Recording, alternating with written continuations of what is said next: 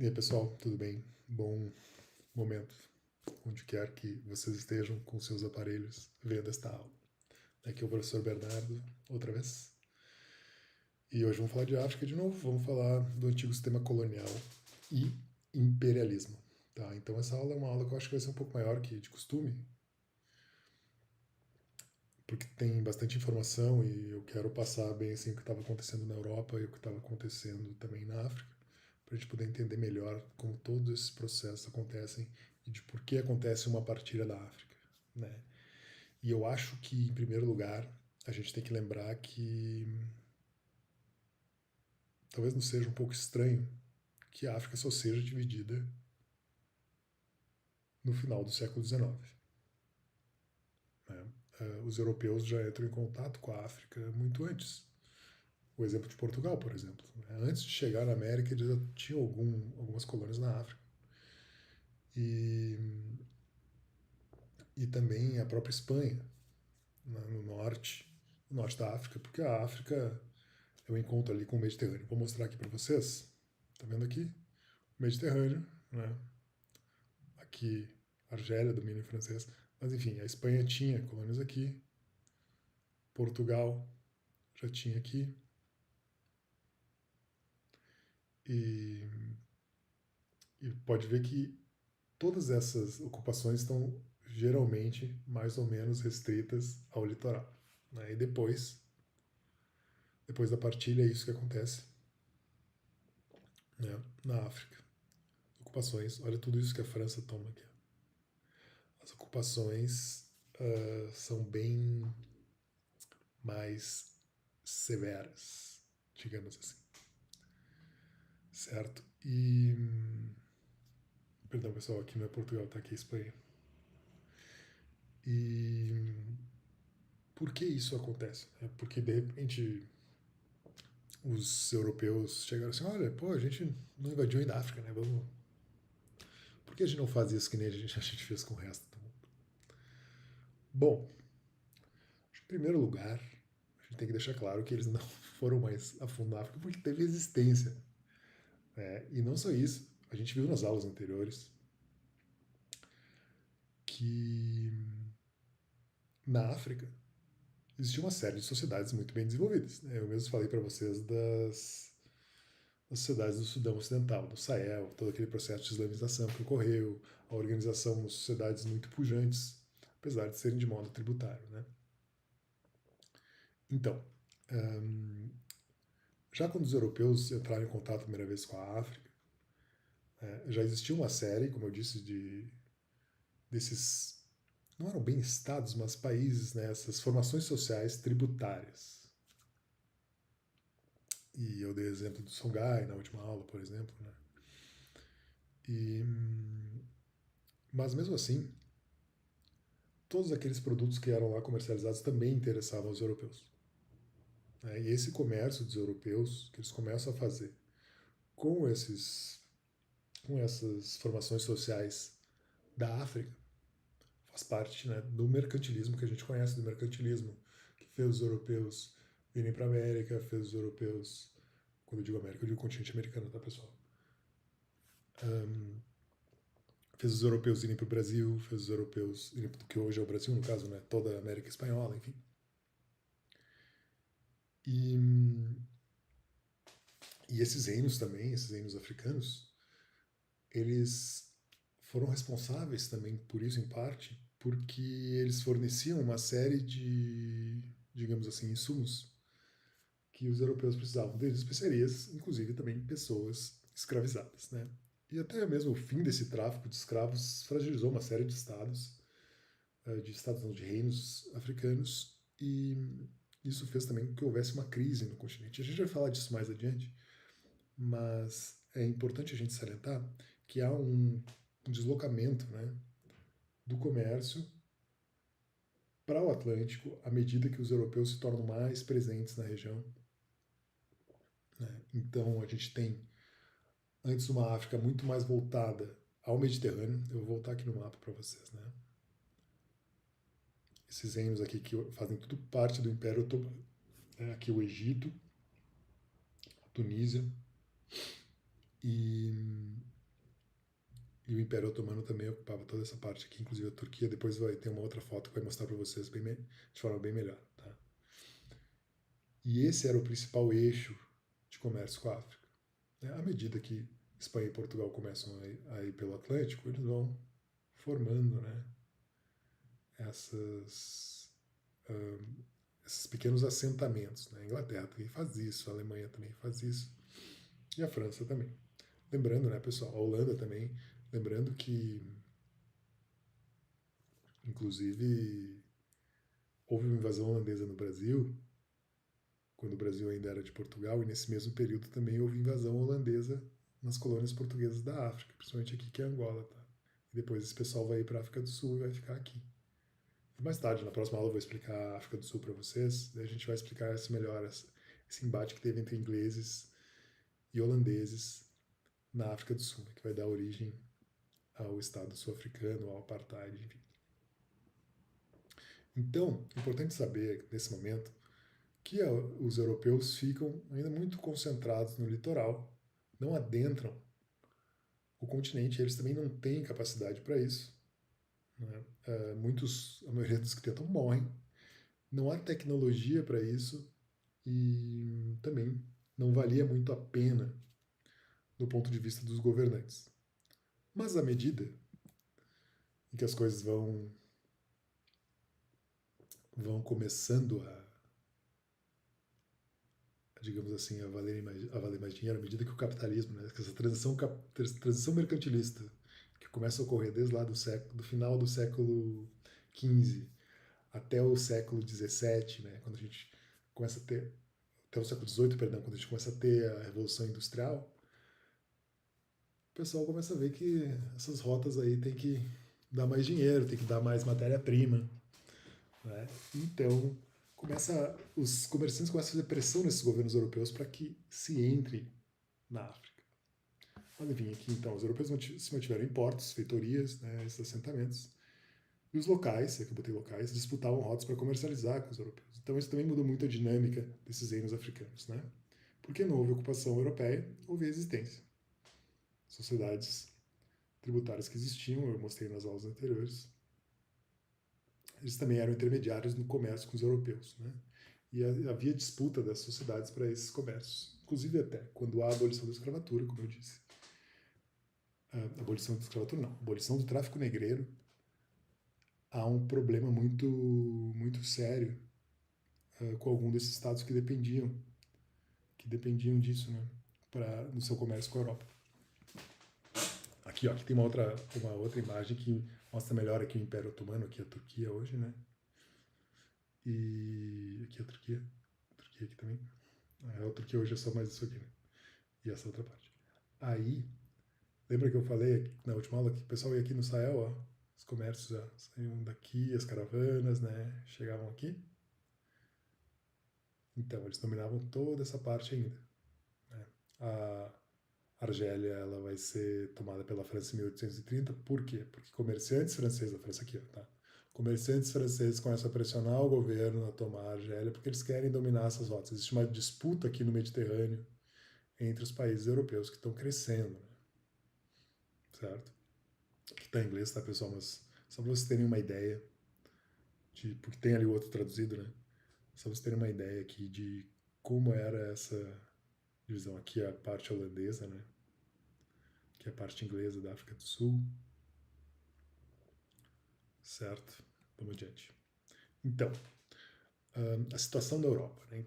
Ainda o principal foco do comércio ainda era as Índias, né? A Ásia. Então, para ir para a Ásia, tinha que... essa parte que já era Ásia, né? Mas a Índia tá aqui assim, ó. Então, essas rotas aqui, por aqui, eram muito importantes. Mas a gente tem aqui o Império Otomano, que está controlando todas essas rotas no momento, né? Inclusive, teve um domínio árabe aqui na Península Ibérica, né? Até o século XV, que também prejudicava muito esse comércio para os europeus. Então, a gente tem a Revolução Industrial na Inglaterra. Isso marca o fim do mercantilismo, digamos assim. a gente tem uma produção muito maior e uma evolução tecnológica muito maior. E ao mesmo tempo, já no século XIX, outros países também realizam a sua revolução industrial e eles começam a concorrer. Né? Até botei aqui a questão dos remédios, porque os remédios, a gente vai ver, vão ser muito importantes para os europeus conseguirem resistir ao clima da África. Inclusive, não só da África, mas aqui na América do Sul também, a exploração das florestas, né, por causa do quinino, que é um remédio para a malária, vai conseguir fazer com que os europeus entrem em floresta dentro sem morrer. E a Europa também teve uma imigração muito grande da população para o continente americano. O pessoal é basicamente expulso, né? E aí tem uma melhoria da qualidade de vida. Os europeus depois querem imprimir o seu modelo para o mundo, só que o mundo não pode mandar imigrantes, né, para os outros lugares que eles fizeram. Só que toda essa expansão capitalista que acontece na Europa começa a ter limites.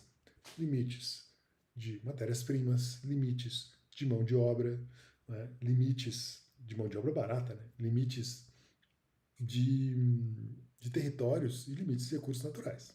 Então eles precisam buscar isso em outro lugar. Onde tem isso? Bom, colônias. Né? E nisso, as movimentações começam aquelas movimentações daqueles assentamentos que eu mostrei para vocês antes começam a ficar muito mais movimentadas, certo? E começa a ter uma certa disputa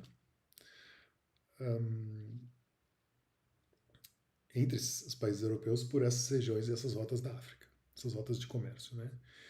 E de modo concomitante a isso, se constrói uma ética, né, uma lógica de superioridade dos europeus perante as outras raças que vai justificar todo esse domínio que eles vão fazer no continente. Não só, né, isso que já acontecia na América Latina, mas não só na África. Né? Então, vão surgir uma série de teses pseudocientíficas que vão justificar o fardo do homem branco, que é, ou seja, ele tem que sair e civilizar os outros países, né? O racismo, toda a noção de eugenia, né? de ter uma raça melhor que as outras, tudo começa aí. Né? Então, também quando a gente for pensar em Alemanha nazista, na verdade, essa lógica é toda europeia. Né? E não foi lá o Hitler que um dia acordou, pensou, olha, você tudo isso, né? Você é um racista, um eugenista, um assassino, vou fazer isso dentro da Europa, porque na verdade a Europa já fazia isso nos outros continentes, principalmente na África. E como as forças produtivas, né? Como a África já está num estágio capitalista quando isso acontece, quando essas invasões acontecem, quando a tomada do continente acontece, todas as mortes, toda a exploração acontece literalmente em escala industrial. Então, muito mais grave, e os efeitos a gente vê até hoje. Enfim, vamos falar um pouco aqui das novas tecnologias da Revolução Industrial. Né? A máquina a vapor, os meios de transporte vão ser revolucionados, né? A possibilidade de escoar não só pessoas, mas a produção em lugares muito distantes, isso vai baratear muito o custo das matérias-primas, certo? Então essas novas tecnologias também vão ser fundamentais para que uma empreitada mais profunda agora, num continente tão grande, seja viável. Então, maior nível de produção aqui, eu botei super seguro essas criancinhas trabalhando, né? Que era praxe. Né? Até se vocês pesquisarem direito, espero que não façam, mas tem alguns textos de uns liberais aí que falam que a Revolução Industrial foi muito boa para as crianças, imagina, né? Enfim, esse maior nível de produção fazia com que os empresários, os capitalistas, né, começassem a querer mais. Eles podiam. Eles já viam que o que tinha na Europa e os recursos da Europa já não eram suficientes. Tinham que buscar em outros lugares. Aqui, outra coisa muito importante da Revolução Industrial é o aço. Aqui eu dei o exemplo dos trilhos, né, que também entra no trem. Por quê? trilhos de aço, por exemplo, como eu disse antes, encurtavam a distância, e agora também era possível fazer estruturas muito mais resistentes. A gente já pode fazer navios, veículos, enfim, que resistam muito mais às intempéries, e isso também vai fazer com que haja uma maior, digamos assim, maior expansão dessa lógica do modo de produção capitalista que começava a nascer na Europa, né? Outra coisa muito importante, eu botei aqui até na água tônica, que é o quinino. Que é o quinino? O quinino é um dos principais remédios para a malária, tá? Então, a indústria farmacêutica também cresce na Revolução Industrial. E se pode produzir agora remédios que vão fazer com que o europeu entre na mata e não morra quando é picado por um mosquito, né? No caso da malária. Eu botei aqui água tônica porque a água tônica tem o quinino, o mesmo quinino da malária, tá, pessoal? É o mesmo quinino que é usado no tratamento de malária. E então, próxima vez que você tomar água tônica, eu imagino que você não toma, porque a água tônica é uma bebida de velho. Eu estou na idade que estou começando a tomar água tônica. Vocês possam sentir um pouco do gosto da história, certo? Mas botei isso para vocês lembrarem, né? Aqui no refrigerante, vou lembrar. Quando caiu uma questão sobre isso, às vezes cai, tá? Bom, lembra que a gente falou um pouco da lógica de que as coisas estavam, né, o material da industrialização que estava rolando na Europa já não era mais suficiente. Então, a Europa resolve se expandir. E nisso, essa expansão se dá a partir da fusão entre monopólios bancários e industriais que vão exportar este capital para outros lugares. Não basta apenas também pegar esses recursos, mas também uma estrutura econômica que vai junto para fazer com que a produção já dessas colônias aumente muito mais, né? O auxílio do Estado para essas empreitadas, ou seja, o Estado vai ceder o exército. O estudo é descrito pelo Lenin, nosso camarada Lenin aqui, né, no livro Imperialismo, Estágio Superior do Capitalismo. Não estou dizendo às vezes a pessoa, imperialismo Lenin inventou. Não, Lenin não inventou o imperialismo. Lenin está relatando o que estava rolando já no final do século XIX, início do século XX, e mostrando que esses grandes monopólios que se formam baseiam-se muito nessa exploração do mundo que começa a ser disputado entre essas potências imperialistas, né? E a partilha da África é um grande sintoma disso. Então, uma necessidade de assegurar território e mão de obra, né? E recursos naturais, principalmente, que estão nesses territórios. Depois a gente vai falar um pouco de como se dá a colonização na África, principalmente pós-partilha.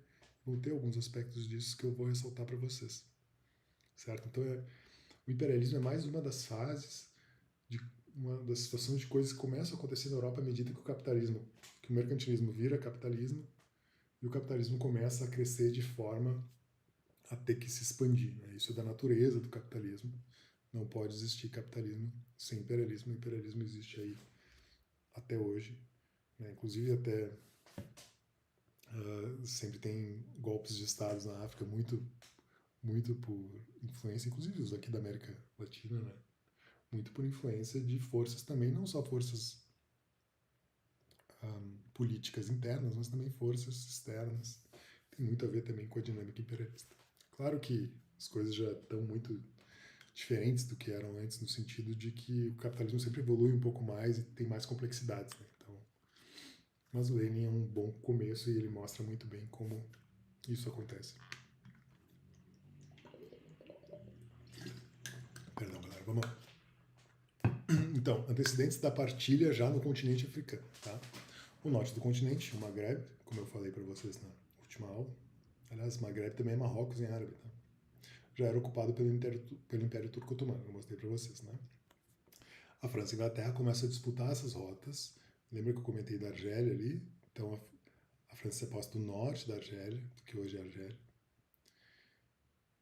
E o Egito era parte do Império Otomano, mas ele era um pouco mais autônomo. Então, o Egito também quer se colocar como uma potência E tem esse líder aqui, o Mehmet Ali, que busca desenvolvimento, né? E ele vai fazer um lobby entre os franceses e os ingleses para construir o Canal de Suez. Quem constrói o Canal de Suez são os franceses, né? Com capital francês. Eles constroem. Mas depois que ele é construído, a maior parte das ações é comprada pelo Reino Unido, né? Tem uma revolta nacionalista, já, mas isso aqui é nos anos 30, né? O Canal de Suez é feito. Lá por volta de 1830 e poucos. Que começa esse processo do Canal de Suez, né? A revolta nacionalista do Pachá, né? Com a medida que ele vai vendo que o país é controlado pelo Reino Unido e pela França, principalmente na questão fiscal, né? Todos esses empréstimos, porque todos esses empréstimos que o Reino Unido e a França fizeram para o Egito, construir o Canal de Suez, fizeram o país cair numa grande dívida. Então chegaram assim, olha, vocês não sabem gerir a sua dívida, então nós vamos tomar conta disso, nós vamos tomar conta do país fiscalmente. Isso também é uma prática que os Estados Unidos fez na América Central, tá? Se vocês estudarem América Central, se chamava de diplomacia do dólar na América Central. Na África, no caso no Egito, o Reino Unido e a França fizeram uma coisa bem parecida. Né? No meio desse processo, um militar chamado Árabe Pachá fez uma revolta em Alexandria, né? No final dos anos 80, já um pouco antes da partilha. E quem abafa essa derrota são os ingleses. E aí, de fato, eles começam a controlar o Egito. Eles já controlavam o país economicamente. De fato, passam a controlar o Egito no final. Isso já antes, você vê isso já antes da partilha. Já tem uma série de pressões, né, que vão anteceder a partilha. Não chegaram assim os caras um belo dia acordaram, nossa, já pensou em dividir a África? Boa ideia. Não, né?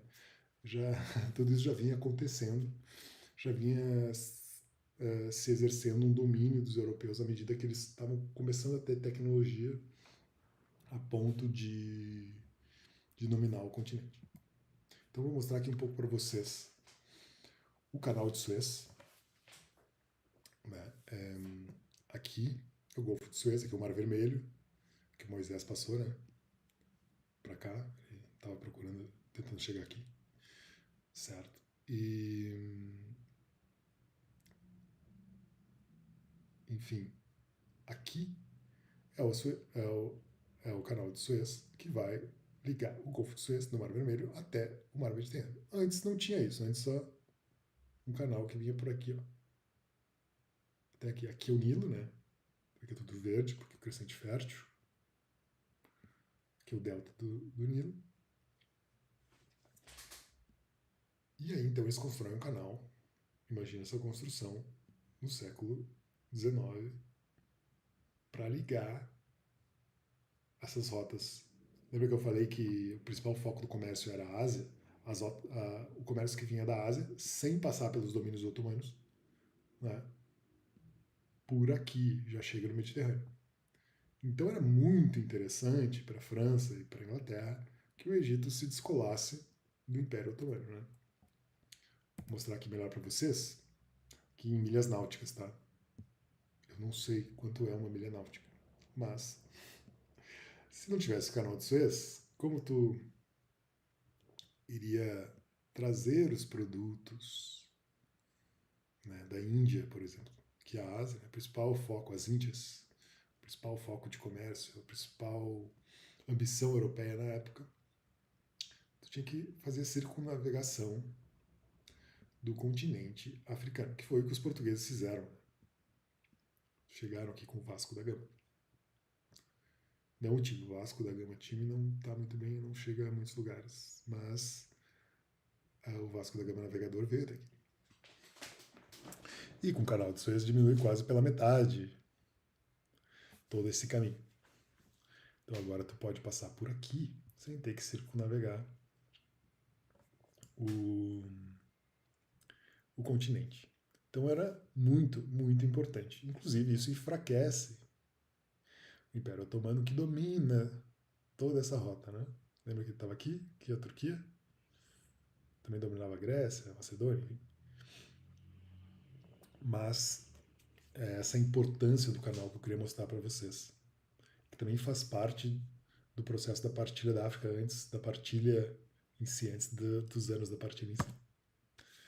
Bom, e que retomando algumas coisas, né? Então, os estados africanos foram afetados pela formação do mercantilismo, né? Ou seja, lembra que tem aquele deslocamento todo para o Oceano Atlântico e, e vários estados se tornaram intermediários, né? Intermediários das necessidades dos europeus. Os europeus ficavam nesses portos, nesses assentamentos no litoral e não adentravam o continente. Mesmo porque eles não precisavam necessariamente, principalmente no litoral atlântico, porque era muito bem obrigado para esses governos, para esses reinos, de fazer comércio com os europeus. Né? Então os europeus não precisavam saber onde é que tinha ouro, não precisavam saber onde é que tinha essas coisas. E também é importante a gente salientar que quando o europeu ia fazer tratados com, com esses líderes, com esses reinos,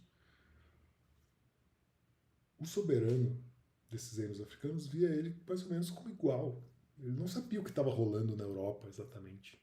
Ele não sabia que lá tinha uma revolução industrial e que o cara tinha armamento muito moderno que poderia acabar com seu exército. Né? Ele via ele como igual. Os caras. Ele não vinha de trem para a Europa. Né? Ele ia a pé, ele ia a cavalo, enfim. Aí a gente pensa, nossa, como esses caras eram ingênuos? Não. Né? O europeu não vinha com a Revolução Industrial numa mochila, certo? Então, à primeira vista, os tratados eram. Ele via ele como igual, assim, no sentido de tecnologia. Então, os tratados que esses países faziam eram mais ou menos justos. Bom, então tem essa crise que, que é causada pelo fim do comércio, principalmente do tráfico de escravos, que vai fazer com que os europeus se aproveitem da situação e ainda comecem a fazer mais assentamentos, explorar mais a região. E tem um número. E a partir daí começa também a vir um número muito grande de missionários da Europa, né? E vão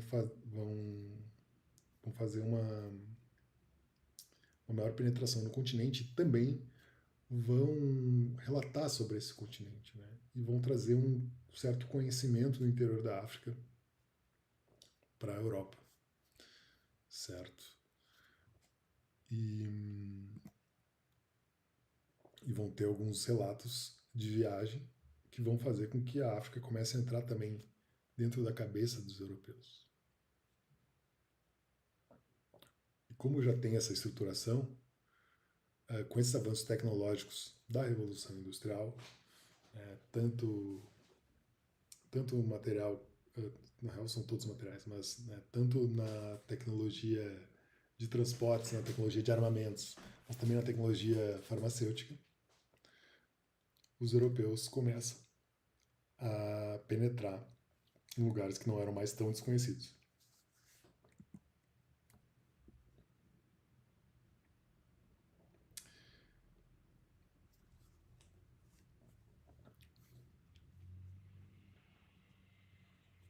Então, o fim desse escravismo enfraquece, né, do escravismo colonial, enfraquece esses estados que antes comercializavam, né, esses estados não, esses reinos, desculpa galera, eu tô trocando o tempo inteiro, mas faz com que esses reinos entrem em crise e fique ainda mais fácil essa dominação, né, e mais fácil aceitar uma série de tratados, né, e acordos comerciais com os europeus. A África subsaariana, que a gente viu, resistiu muito mais tempo, né, porque eram reinos muito melhor estruturados, poderio militar muito maior, e estavam muito contentes em serem intermediários, né. Os portugueses tiveram algumas ilhas em Angola e Moçambique. Eles até tinham uma ambição de fazer uma linha que fosse de Angola, que é no que é na região oeste do continente, para Moçambique, que é no leste, né? Fazer toda uma área de influência portuguesa, mas quem ficou dominando aquela parte foi a Inglaterra e a Bélgica. Então, para a gente falar o que existia ali, né? Antes da partilha, a Espanha tinha o norte ali no Marrocos, onde hoje é Ceuta, né? E no Golfo da Guiné, que é. Vamos voltar lá nos mapas para mostrar para vocês. Peraí. Só para eu não errar.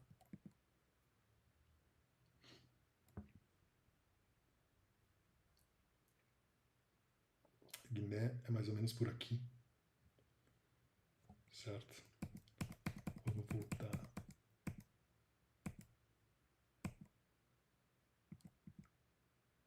Onde nós estávamos aqui? Isso. Os holandeses estabelecendo a colônia no Cabo, lá na África do Sul. E mais tarde, essa galera que vai ficar lá na África do Sul vai ficar. O governo holandês vai perder uma disputa para os ingleses e vai deixar esses caras lá, assim. Tanto que eles formam uma outra língua, uma outra coisa depois, né? Bom, então, falando, né, como eu já tinha falado para vocês, os europeus se aproveitam da situação da crise, né, politicamente. E nisso, antes de rolar a partilha e antes dos estados entrarem de fato, a Inglaterra principalmente começa a fazer uma série de companhias que vão fazer comércio e vão fazer tratados antes e durante a partilha do continente. Então, ela já faz parte daqueles monopólios, né, que a gente estava conversando antes do imperialismo, que vão também abrir essa empreitada para a África, né, pessoal? Bom, vamos então falar da Conferência de Berlim. Então, eu mencionei aqui uma série de estados europeus, né, que estavam entrando no continente, e vários desses estados começaram a ver que ia ter uma briga muito feia se eles não decidissem o que era para quem, né? Vamos fazer. Na verdade, o que aconteceu literalmente é um tabuleiro em que eles definiram a regra. O mapa da África virou um tabuleiro em que eles definiam as regras do jogo da exploração. A gente tem Inglaterra, França, Alemanha como as principais potências industriais. Temos Holanda, que era uma potência comercial.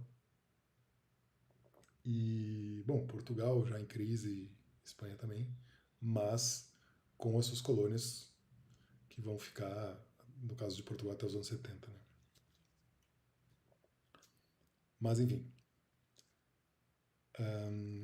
claramente, né, não houve preocupações humanitárias, mas estabeleceu regras para que legalmente esses territórios fossem apropriados. Claro que legalmente entre os europeus, né? E aqui eu mencionei aqui essa questão do Estado Livre do Congo, o rei Leopoldo II, daqui Leopoldo, né? Aclamado como chefe. Enfim, do final, se não me engano, 1886, de 1886 até 1908, ele foi literalmente o dono deste território. Ele fazia, tipo, era tudo lá, era propriedade dele. Então ele podia fazer literalmente o que ele quisesse. E é muito engraçado, Estado Livre do Congo Livre para ele fazer o que ele quiser, né? Mas, bom, sabem das histórias, eu imagino, que para cada criminoso era cortado a mão, e para quem cortasse a mão e levasse as autoridades, cortasse a mão desses criminosos, né, que não queriam sujeitar às regras do seu Leopoldo II, tinha uma mão cortada, e para cada um que levasse a mão às autoridades, essa mão cortada às autoridades, ele recebia um dinheiro. O que aconteceu? Na lógica bem capitalista, assim, o pessoal começou a cortar a mão de quem não tinha feito nada e vender, né? Então surgiu um grande mercado de mãos no Congo. Isso é só uma das atrocidades, né, que aconteceram. Bom, Portugal tinha um enclave em Cabinda, que é no Congo francês, e tentou dominar essa região. Lembra que eu falei que queria fazer uma linha, que eu vou mostrar aqui o mapa da África? Tá vendo aqui, ó? Congo. Esse aqui é o Congo belga. E depois também tem o outro Congo aqui, Kinshasa, que era o Congo francês. Portugal tinha a ambição de fazer essa ligação aqui. Só que essa parte ficou com a Inglaterra e a Bélgica. Então Cabinda é no sul do Congo, tá, galera? Bom, a Alemanha também chegou a estabelecer algumas colônias.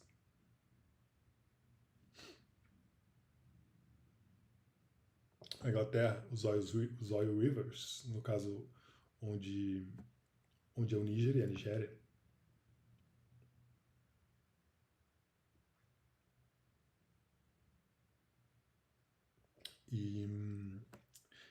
Então aqui a conferência surgiu justamente para, como eu disse, estabelecer as regras do jogo, para nenhum europeu brigar e fazendo com que, por um tempo, houvesse uma certa paz. Inclusive,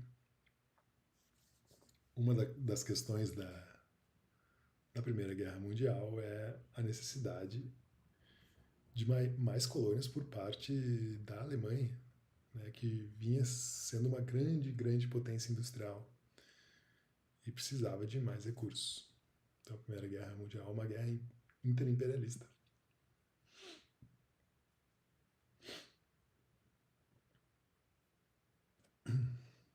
Inclusive aqui, ó, ele tem rivalidades com os alemães até o início do século, pouco antes da Primeira Guerra Mundial.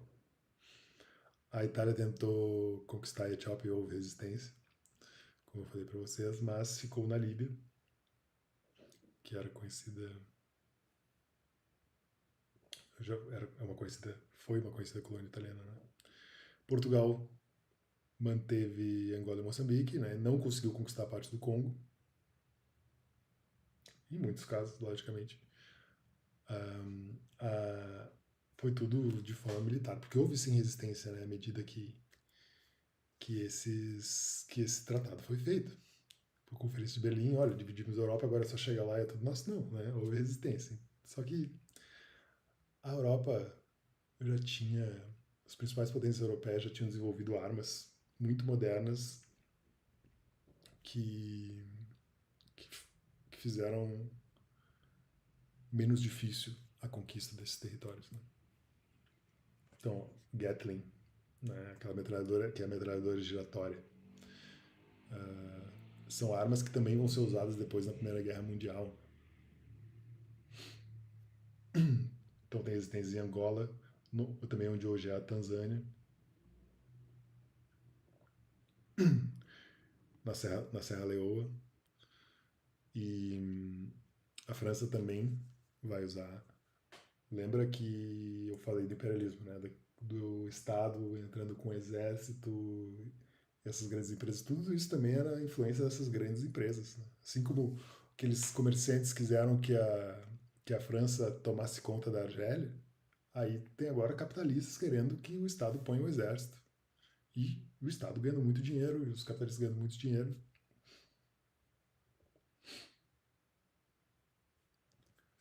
Enfim, aqui só mostrando algumas resistências locais para vocês. Aí aqui, como ficou essa partilha até o início da Primeira Guerra Mundial. Depois que a Alemanha perde a Primeira Guerra Mundial, há uma mudança aqui, ó.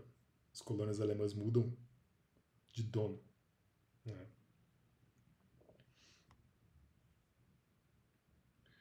E é bem interessante que a Alemanha tinha um número considerável para países recém-industrializados.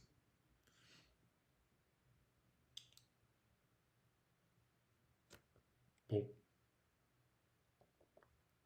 inclusive, ah, aqui na Somália tinha uma parte italiana e inglesa, se eu não me engano, e no fim a parte inglesa era no norte e a parte italiana aqui. E hoje esse estado é um caos e a única parte ainda que tem alguma estabilidade é a parte do norte. Mas bom, quero falar um pouco, isso não é assim algo que seja importante esta precisão para matérias do Enem, mas eu quero explicar um pouco para vocês as diferenças, né, dessas grandes macro-regiões coloniais que o Samir Amin propõe na África. Né? Então, são três. A África de economia colonial, são diferentes tipos de economia de cada colônia. Então, a África de economia colonial, a África das empresas de concessão e a África das reservas de trabalho. Né? Todos esses modos coexistiam em alguma maneira, mas alguns eram mais predominantes. Né? Então, o que é a África de economia colonial?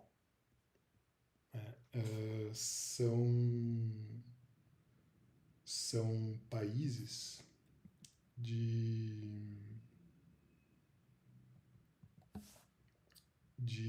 uma economia mais voltada para o extrativismo. Né? Então, aqui o caso da Argélia e de Angola, por exemplo, são países exportadores de commodities agrícolas, certo? E a África do Sul, a África do Sul é interessante porque ela está em mais de uma macro-região. Mas são, são países em que há também uma burocracia da colônia para a dominação. Né? Também a outra são das concessões. Então são regiões onde as empresas extraíam. Né? As empresas extraíam os recursos, principalmente em países exportadores de minérios, como no caso de Gana, que era ouro, né? O Congo-Brazzaville, que é o Congo francês. E também tu vê que Moçambique também tem essa questão, porque também há metais lá, preciosos. Então, existe essa divisão mais voltada, a gente está falando de um capitalismo mais envolvido do que rolou na América, na colonização americana, então é algo muito mais sofisticado da exploração em que empresas podem fazer isso já de forma muito mais autônoma, né? Claro, com complacência das metrópoles. E por fim, a das reservas de trabalho. O que são as reservas de trabalho? As reservas de trabalho são um deslocamento das populações nativas que são colocadas em reservas e às vezes separados, assim, geralmente separados da área urbana, e vão garantir mão de obra barata para as colônias. Né? E isso rola na maioria dos países da África. Então, mesmo nos países de economia colonial, nos países em que as concessões mandavam, essas reservas de trabalho eram muito importantes porque barateavam muito o trabalho. Né? As pessoas moravam nessas reservas em que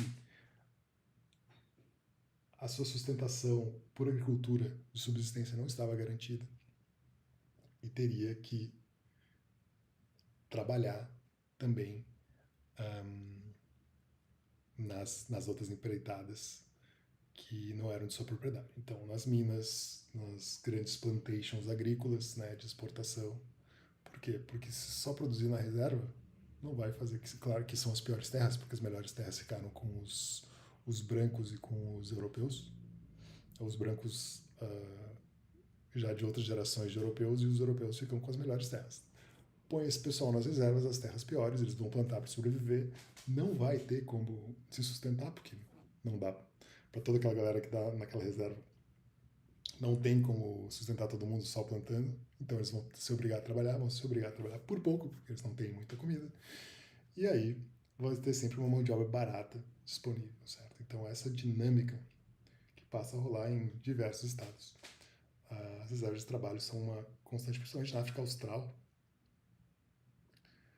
né, no sul da África.